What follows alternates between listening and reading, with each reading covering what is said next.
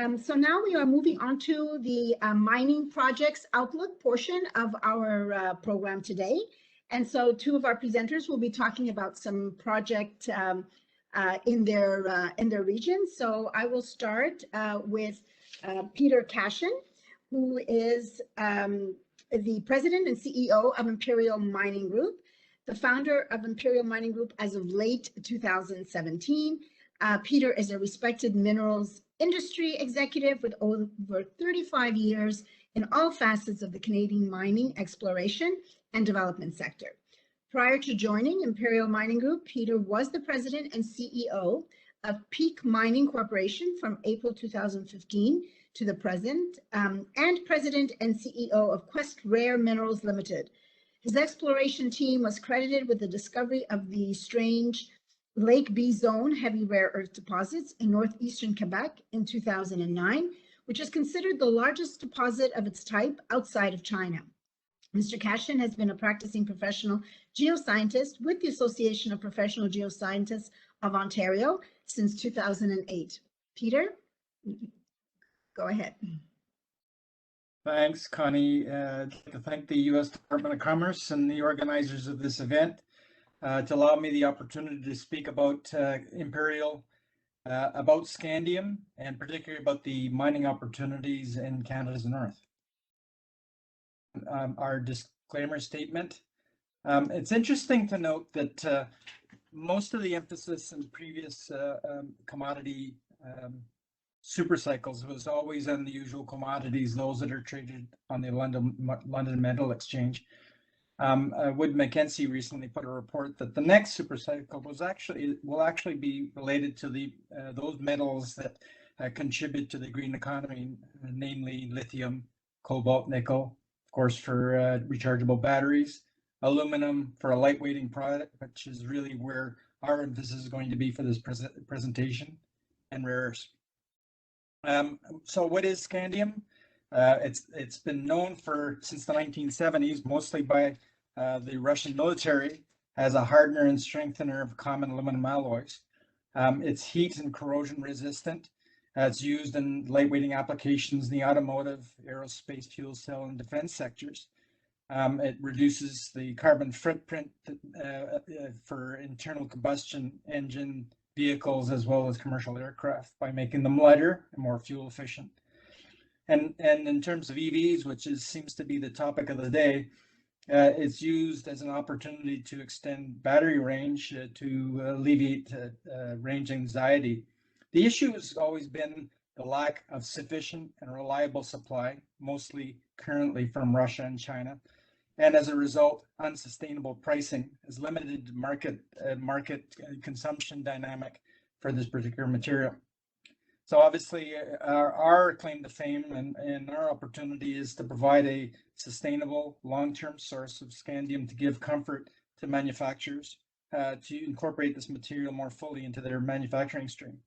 Currently, only 35 tons of scandium oxide is available for the market. That is the cap to the production levels.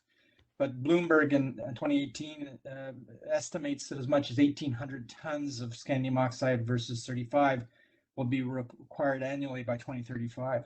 We still don't think that this is a true reflection of the potential of the market. And then what I'd like to outline for you is where it's used and what the potential consumption dynamic of the material will be. And then I'll run on to the project and show you the sense of the opportunity.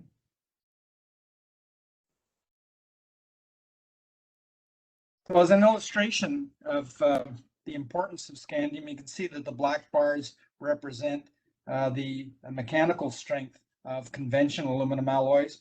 On the left-hand side are the series, and the series are defined by what additional elements are added into aluminum. They're used for different applications. The red bars is an indication of the increase in strength that scandium can impart on aluminum alloys, and very, very small percentages, 0.4%. And you'll see that it has the most beneficial effect on the two series, 5,000 and 6,000, which are more are used in the automotive, aerospace, and defense sectors as a lightweighting and strengthener opportunity. In terms of the where it could be used. It's used in aerospace. And mostly, Airbus has patents on scandium aluminum alloy called Scalmalloy, used in welding matrix to replace the rivets. And doing so lightens up the airframe by 20% and has a direct impact on lower fuel consumption and lower emissions. The other area that's critically important, especially for the aerospace industry, is for use of scandium aluminum in powder form for laser melt 3D printer. And you can see there's a diversity of parts and complex geometries that can be developed from printing of metal parts. As a matter of fact, Rio Tinto announced in their Quebec titanium operation that they would be recovering scandium from their process waste as a means to increase value mining of the products that they get from their titanium operation. That material is going into Boeing for use in 3D printing, and Boeing has already indicated that the use of aspects of 3D printing in the manufacture of their planes could reduce manufacturing costs by as much as $3 million per plane. In the automotive, especially the EV space, all of the major manufacturers have indicated an increase in the capacity of production of EVs and significant investments into EV development and marketing. Volkswagen is the largest manufacturer by in terms of investment, committing $83 billion US into the development of 21 new electric vehicles within the next 5 years. On the right-hand side is an indication from a presentation I gave at an automotive OEM of where the uses of scandium aluminum alloy in electric vehicles can be applied. Very small amounts of scandium aluminum alloy would be inputted, but if you calculate that by the estimates of automotive EV production by 2030, as much as 5,000 to 7,500 tons of scandium oxide would be required, well above the current 35 tons that's available to the market. Another area is use for in offshore wind in many applications to lighten up the heads. You can see on the top left-hand side is General Electric's 12 megawatt offshore wind turbine. That's a 600-ton unit, and for scale, you can see that some employees are at the base of it. Any opportunity to lightweight that particular application, push less stress on the tower would be very, very helpful. I mean, these things are 260 meters in height with a wingspan of about 200 to 220 meters. So these are large platforms. Of course, President Biden has signed off on an offshore wind farm off of the east coast of the continental U.S. If one were to look at the potential for consumption of scandium, as much as 6,500 tons per year would be required over the next 20 years. So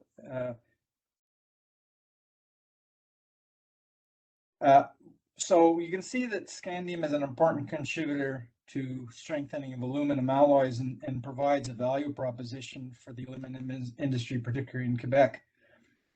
Jocelyn indicated the support that the Quebec government is providing for the development of critical metals in the province of $90 million. But in addition, there's other significant fiscal incentives that make it very worthwhile to explore and produce in the province of Quebec. Namely, I get a 50% cash rebate on every exploration dollar I expend on my projects. The tax rate blended tax rate is very competitive. I see a 15-year tax holiday for downstream processing, which is our full intention in the development of the project.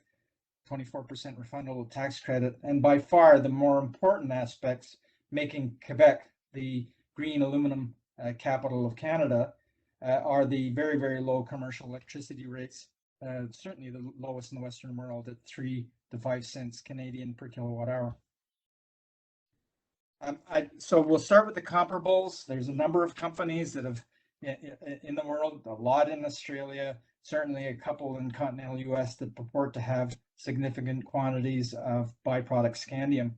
Most are laterites that have some challenges, certainly on the process technology. There are two American opportunities, NioCorp in Nebraska and Texas Rare Earths in Texas itself.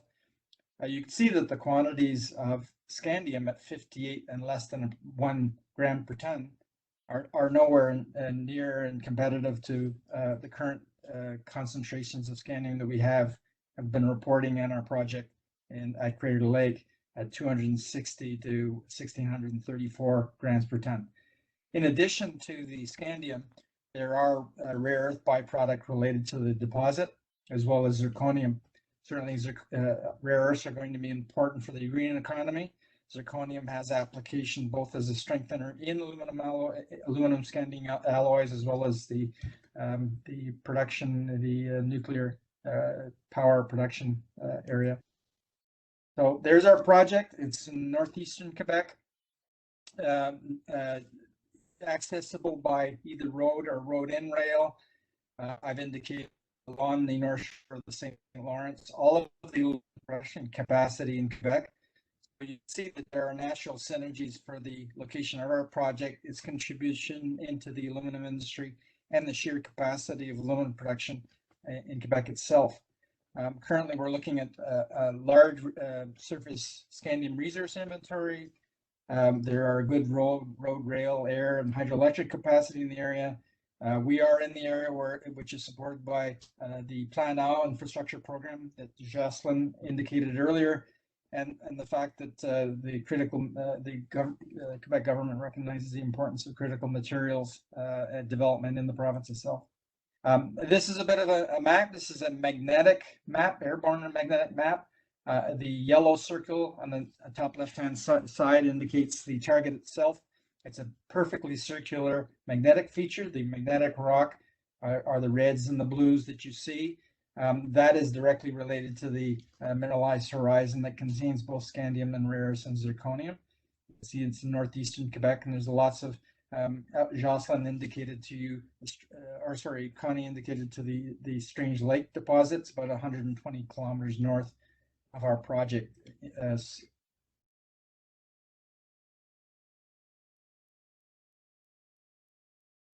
To give you a sense of the opportunity, the actual target is 6 kilometers in diameter.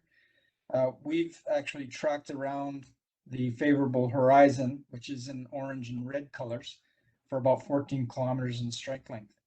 And this past winter, we've indicated about 3 or 4 mineralized targets at surface. The circle, which is the TG zone target, which we drilled, we intend to bring that forward into a 43-101 resource report, coming very soon. The intention there is to define sufficient resource for a 20 to 25 year operating model for scandium in the area. So we've actually looked at the northern part of the target. This is the dots are the drill pattern. We've drilled it on 50 meter centers. About 2,100 meters of drilling were undertaken this past winter, and the report should be due very soon. In addition, what's the critical path to these materials is there is no metallurgical handbook for the recovery of critical materials such as rare earths and scandium.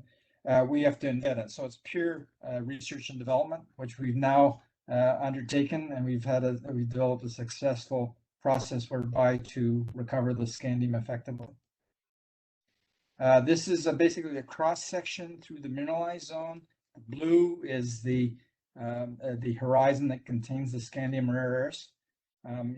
We've obtained an intersection width in the order of 75 to 150 meters in total core length. The zone comes to surface with very little overburden, maybe 3 to 6 meters of overburden in total thickness. To put into context the grades that I've indicated to you, anywhere between 300 and 350 grams per ton scandium over significant widths, that has using a $1,750 US per ounce price and a $1,250 per US per kilogram scandium price. Those have a gold equivalent about 6.5 to 12 million, to 12 grams per ton gold equivalent. That equates to about 2.1 million ounces of gold equivalent related to what we've defined to date in terms of its grade. Gives you this is a lay of the land.